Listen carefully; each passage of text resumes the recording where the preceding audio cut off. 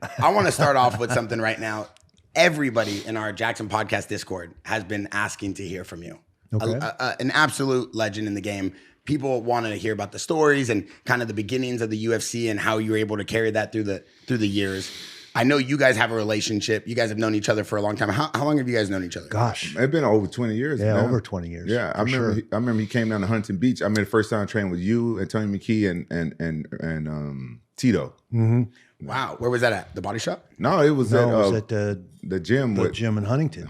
Yeah. Fabiano Ihoz? Yeah, Fabiano. Yeah, he was owner. Fabiano was part of that. And Tiki owns it now. They bought it. Tiki bought it from Fabiano or something like that.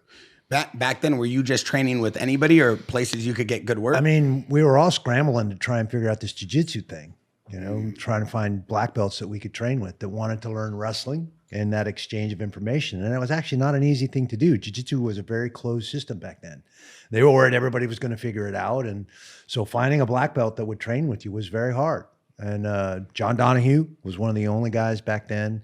Eric Paulson was another one back then. Boxing Works in Hermosa. Scott would let us train in their facilities, in their cage and on their mats. And those were the only two guys I could find that were black belts in jiu-jitsu that would kind of expose and share that information. So it was interesting back then. Were you living in California at that time? I was coming down and training with Danny in Huntington Beach. Dan was living down here off Brookhurst, and I was still up in Oregon. So he would come up and stay with us for a while. I would come down here and stay with him. And that's how we trained back then.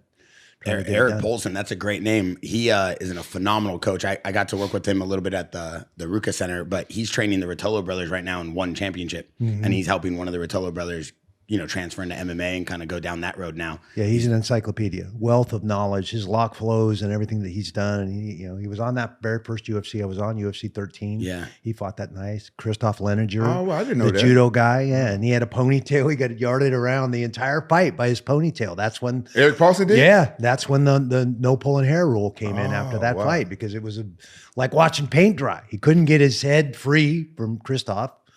Christoph wasn't going to let him go.